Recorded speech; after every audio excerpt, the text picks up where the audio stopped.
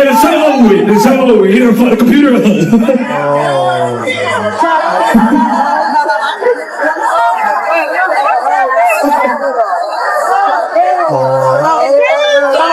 Wow, Trey.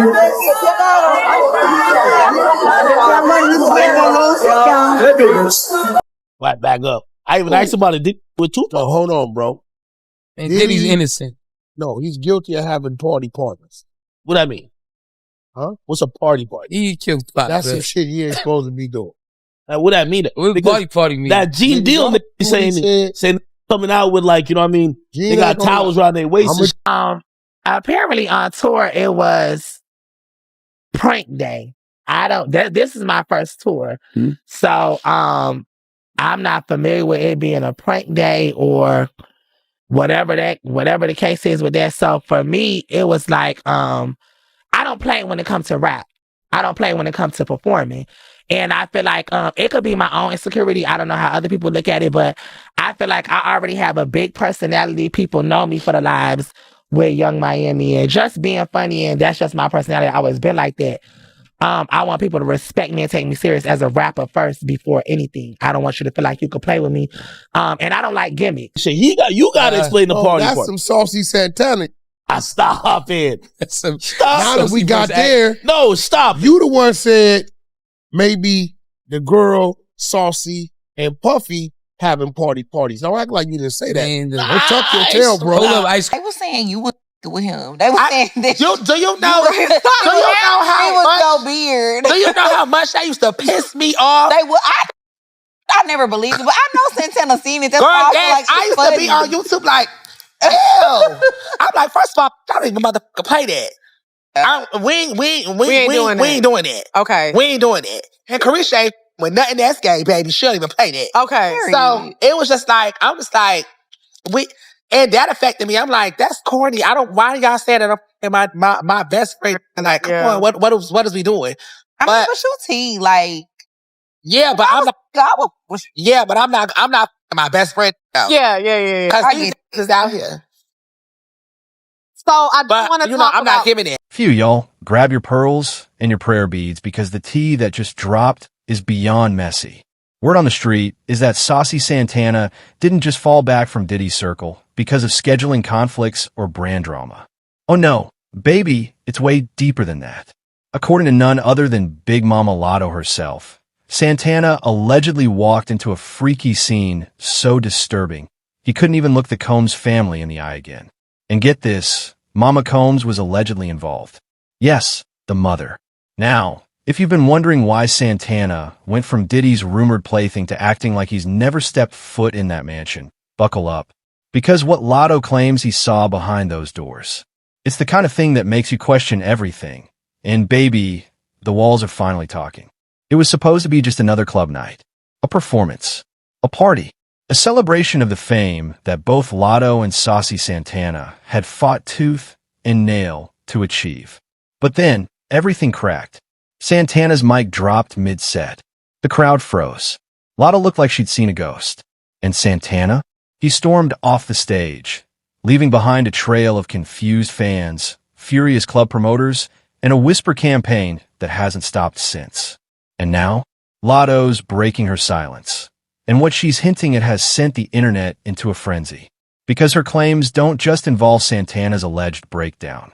They involve Mama Combs herself. Yes, that Mama Combs, Janice, the mother of Sean Diddy Combs, the man at the center of one of the darkest legal storms in entertainment history. Even more shocking, Saucy Santana's doing everything he can to erase his past with Diddy. Unfollowing, untagging, walking away from the man he once called a father figure in private. The freakout everyone saw wasn't just a tantrum. It was the beginning of a major unraveling. And according to people close to the situation, what Latto saw that night, what really triggered Santana's collapse, were unseen horrors that shook her to her core. This isn't just about hurt feelings or canceled collaborations. This is about something darker, something that may explain why Santana's no longer laughing and Latto's suddenly playing defense. You couldn't mention Latto without Saucy Santana for a good year and a half. They weren't just collaborators, they were inseparable. From award show red carpets to sweaty summer festival stages, the two were attached at the hip. Their viral single Booty remix was a twerk anthem that turned into a friendship bracelet, cementing their chemistry in fans' minds. They cheered each other on, hyped one another up in interviews, and radiated that rare kind of sister-brother energy the industry eats up. It felt authentic, fun, untouchable. Until it wasn't. Fans were the first to notice. Around early 2024, Latto and Santana stopped liking each other's posts. No IG stories together. No red carpet selfies. Then came the DJ incident.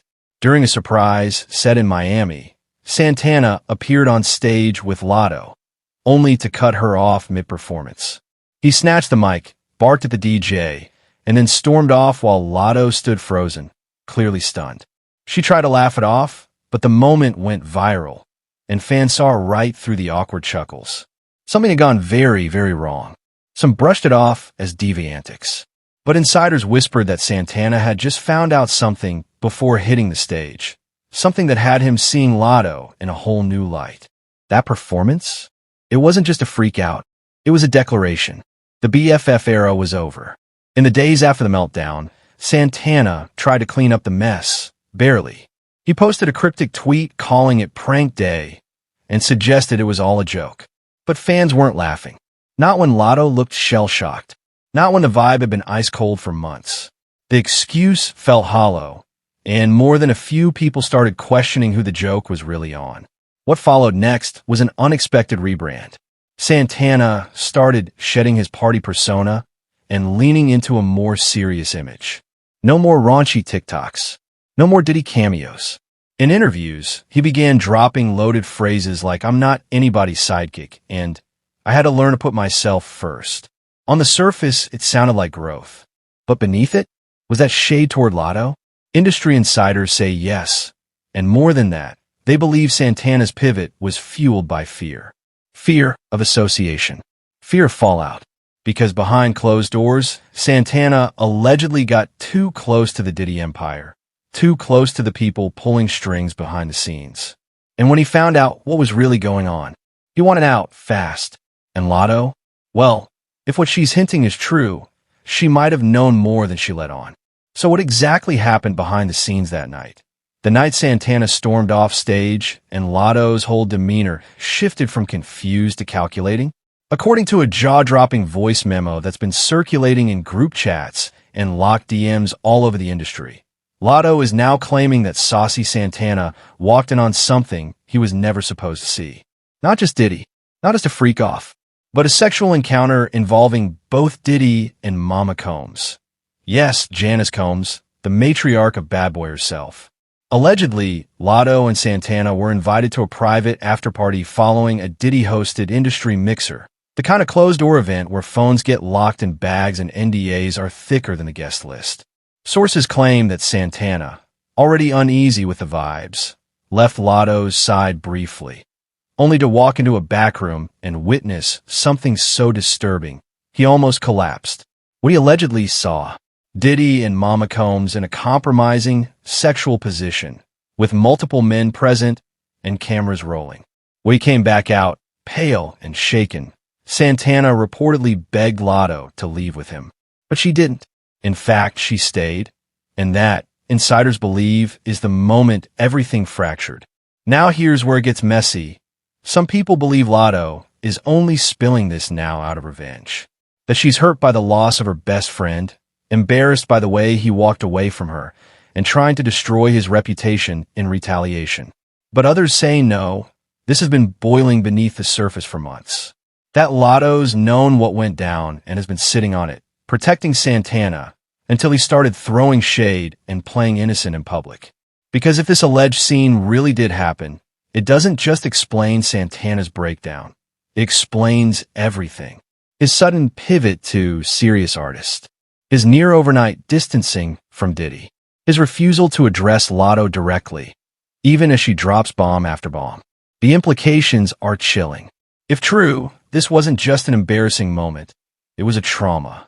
One so powerful it splintered a friendship, rewrote careers, and might explain why Santana's been walking around like he saw a ghost. And if Mama Combs really was involved in that encounter, that means this isn't just a Diddy scandal anymore. It's a Combs family empire unraveling, and Santana might have been the accidental witness to one of the darkest secrets in hip-hop history. But to truly understand the depth of this fallout, and why Santana might be emotionally unraveling in real time, we have to go back even further. Because this isn't the first time Diddy's shadow came between Santana and a close friend. Long before Latto was in the picture, Santana and Young Miami were inseparable. Red carpets, interviews, matching fits, the bond was unbreakable. Or at least, it seemed that way.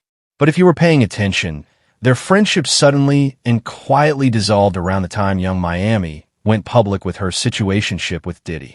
No messy tweets, no big fight, just silence, and then distance, and now, ice-cold avoidance.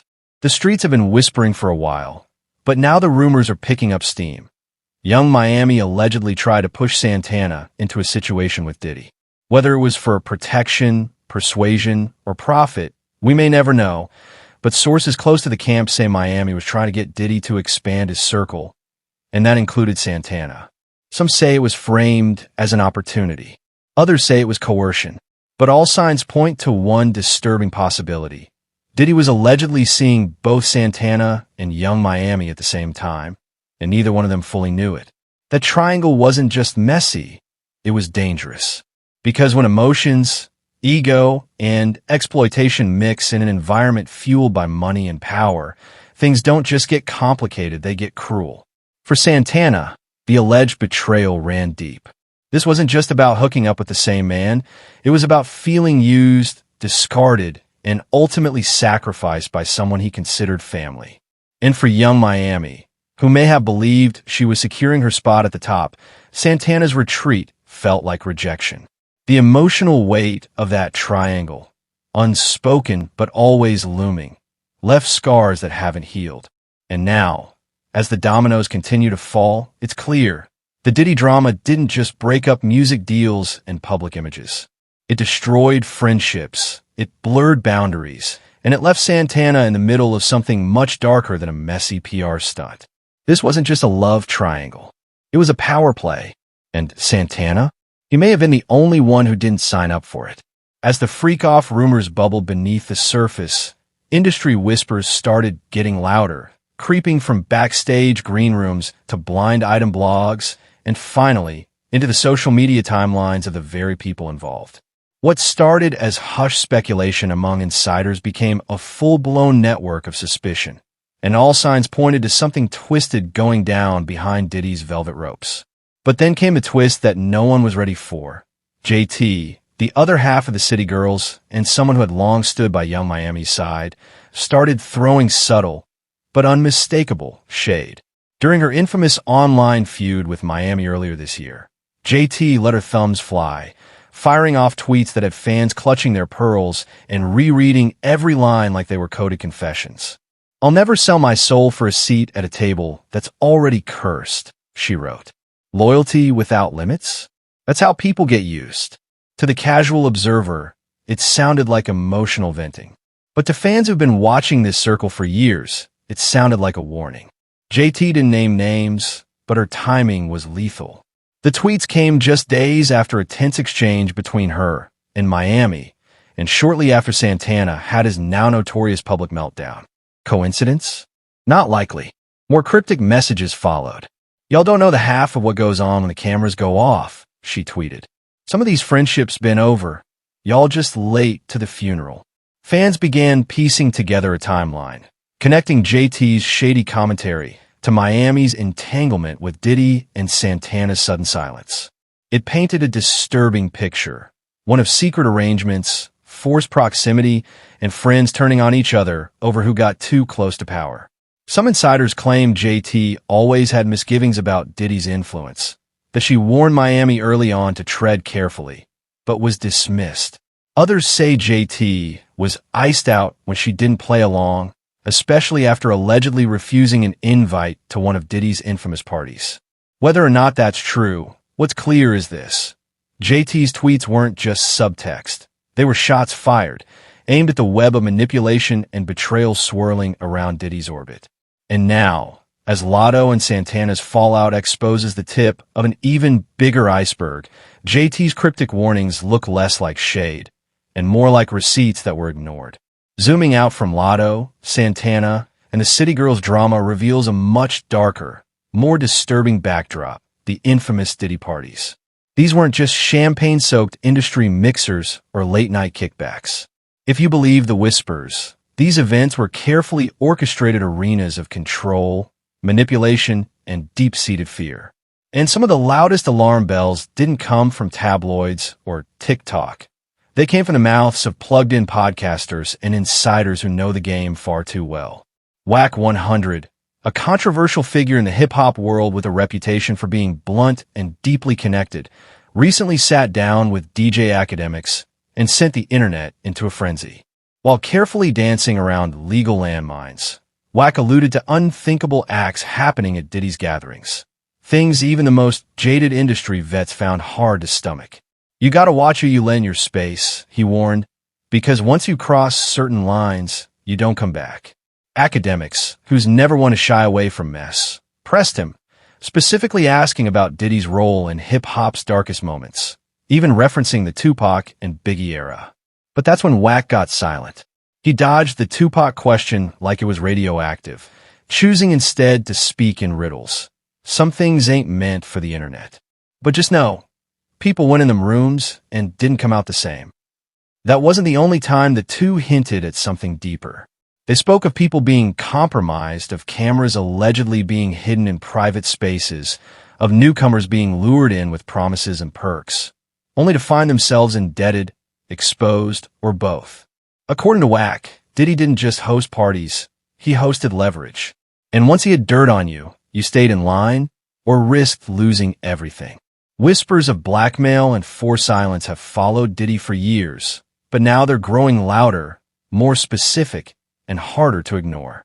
Multiple insiders, some anonymous, some not, have claimed that Diddy weaponized intimacy, identity, and access. That his parties were setups. That people were coerced, recorded, and then controlled.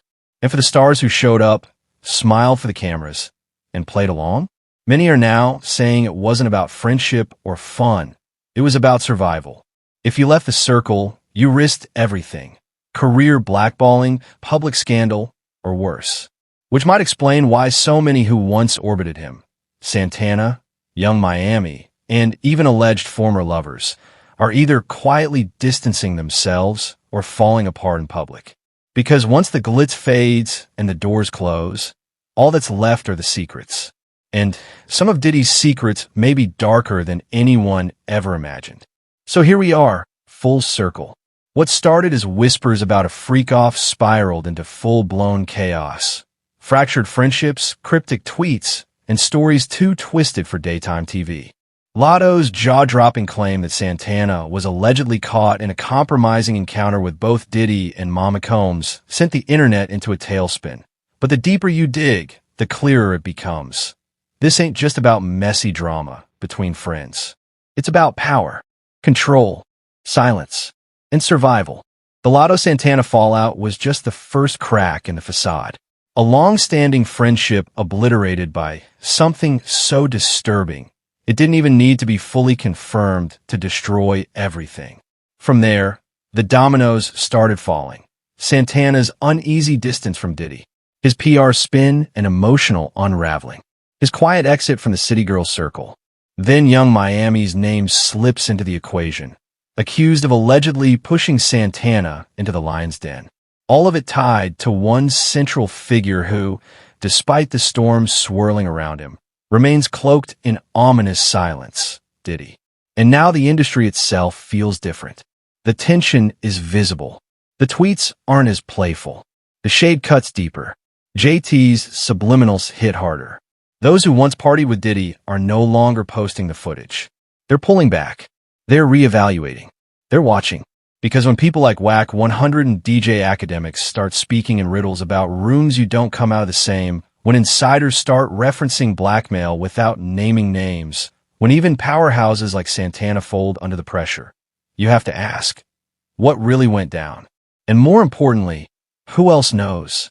Because if Latto was bold enough to blow the lid off one Freakoff, just imagine how many more stayed silent.